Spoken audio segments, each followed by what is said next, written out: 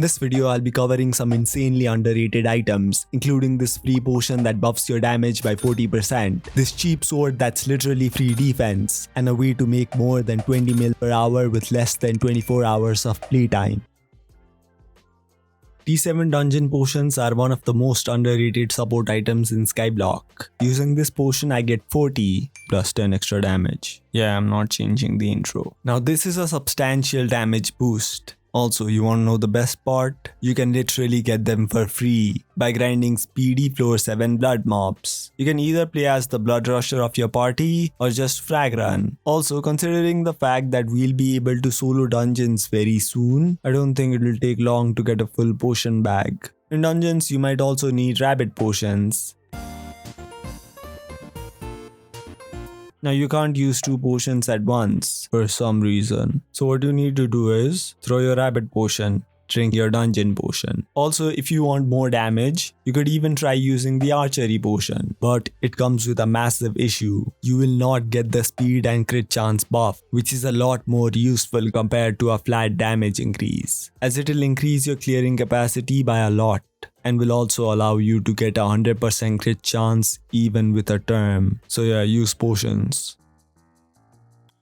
The Pigman sword is one of the oldest weapons in Skyblock. It once rivaled the Midas sword and the aspect of the dragons, but now it's a mere relic of the past, as most players skip it for something more cost effective, like a livid dagger. But even right now, there's a really important use for this thing. It has an ability that gives plus 300 defense every 5 seconds, meaning you can just tap the ability and literally get an extra armor piece. Now the best place to use this item is Voidglooms, especially T4s if you're struggling to survive. Now I'm not saying you're gonna start clapping the bosses once you use this ability, but it'll make things easier once you get used to it. Cause yeah, it'll take a bit to get used to, especially if you're skill issued like me. So if you're trying to grind T4s but can't seem to survive, maybe this could help. Now I probably said this like 20 times, but yeah, Crimson is better than Aurora for mage, for certain mobs at least, like flares or magma cubes, cause you need to deal a high amount of damage to farm them. So a lot of players who can't afford a decent golden dragon use 3/4 necrotic wisdom 5 crimson and wither goggles. But yeah, there's a small problem with this setup. You will run out of mana faster, especially if you're not using a sheep. But there's actually a way to minimize the mana cost issue. Use pieces with breeze, as mobs like flares and dukes will probably one-tap you anyways, so taking damage isn't a massive issue. You could also try upgrading the armor, which should increase your mana to a point where you don't even need breeze. Also, for certain mobs like magma cube riders, I prefer using crimson, cause I 2-tap them in Aurora, but I can one-tap them in Crimson, meaning I'm actually using 50% less mana with Crimson. And considering how I don't have a really high variation in mana when switching from Crimson to Aurora, using Breeze Crimson is actually a no-brainer for me.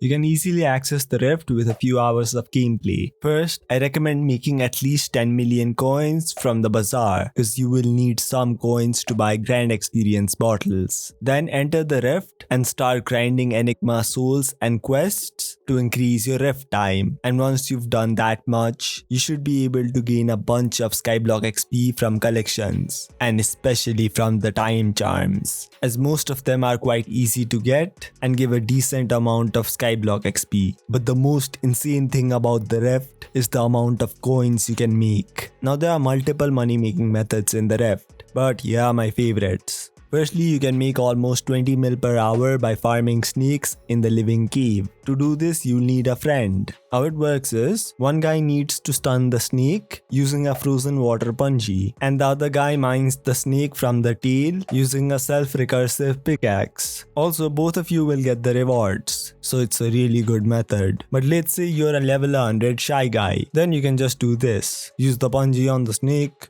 then mine, then use the punji again, then mine, and rinse and repeat. There's also the Berberis farming method, where you farm wilted Berberis in the Dread farm. You will need a wand of farming for this, But all you need to do is break a dead bush with particles, then wait for the particles to move to another dead bush, and then rinse and repeat. Now from what I've heard, the best place to farm them is here, as the area is smaller, meaning there's less downtime. I've also heard that exportable carrots can make a decent amount of coins, as they are quite easy to farm, as all you need are 2 nearly whole carrots, and a volt and scribe crux. If you need some more Rift guides, I recommend watching the videos linked in the description. Also, did you know that only 14% of my viewers are actually subbed? So please change this number to 30% by subbing. Thank you.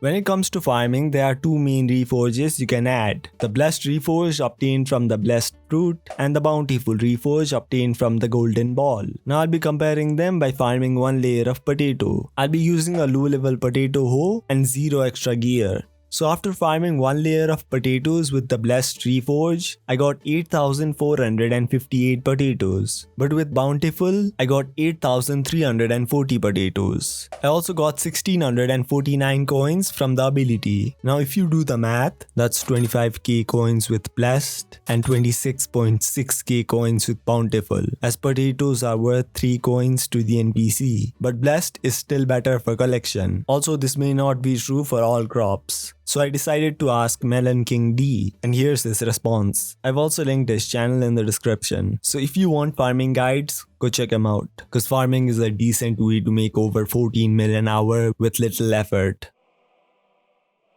The Moody Grapple Shot is not really underrated per se, but is definitely underused, as it's a must-have for blazes, even if you play mage. You can get this item from the Desperate Engineer for around 3.5 million coins, and you can use it to pull blazes towards you. This makes them lose their mobility, which is good for melee, and they start taking double damage, which is good for everyone. Now it's not like it has 0 issues. Firstly, aiming it can be a pain, so a skill issue. And the next thing is that there's actually a wipe with this. I covered it a few days ago, but basically clicking on a crafting table with this item will place it. Now it doesn't place it if you right click the item, but it will place it if you shift right click. So yeah, I just wasted 3.5 million, so please sub. Also buy my lemon. Honestly, I don't really think anyone uses crafting tables, so I don't think that should be a problem. So all in all, the Moody Grapple Shot is good. The Jinxed Voodoo Doll is probably the most OP sub DPS at the moment. I've already made a video on this topic, so I won't be extensively covering it. But basically you can combine the DPS of the Voodoo Doll with the Jinxed version. Then add the Fire Veil wand to further increase your DPS. And finally, to increase your damage even further, you can use Crimson Armor. And as you can see, you can deal an insane amount of damage. Again, I already covered this item in an older vid, so I'll be linking that in the description. Stonking is one of the most important skills every dungeoneer must have. To stonk properly, you need to be able to insta-break all blocks. And an efficiency 6 stonk is just not gonna cut it or mine it. Anyways, you need to upgrade it by using Silexes that cost around 19 million coins each, meaning to go from efficiency 5 to efficiency 10, you'll need almost 100 million coins. So that's a big sum of money, but now you have 2 routes. You can either go for the efficiency 10 diamond or gold pickaxe. So which one should you choose? Well, let's look at the advantages of using a gold pickaxe. Firstly, it's cheaper because you can just use 4 Silexes instead of 5 if you use a stonk. I lied, it doesn't work. The real reason it's cheaper is because you can just use an efficiency 9 golden pickaxe and insta-break everything from cobblestone to iron bars. But you need an efficiency 10 diamond to break iron bars. But there's a massive issue with the golden pickaxe. You guys know how you can't get iron using a golden pickaxe, right? Well, you also can't insta-break iron blocks. And certain secret routes require you to insta-break iron blocks. So basically the progression is stonk if you're a casual dungeoneer, efficiency 9 gold if you're a high level dungeoneer, and efficiency 10 diamond if you're a no life dungeon sweat. Also, you can quickly swap pickaxes to create a ghost pickaxe that can instantly create ghost blocks. Just swap between 2 inventory slots and you can make a ghost pick. While looking for some cheap and underrated items, I learned about this thing, and turns out nobody is using it. Also from what I've heard, best cheap underrated item Hypixel Skyblock 2023. Also don't forget to sub because we have less than 5 months before 2023 ends, and I wanna hit 30k before 2024.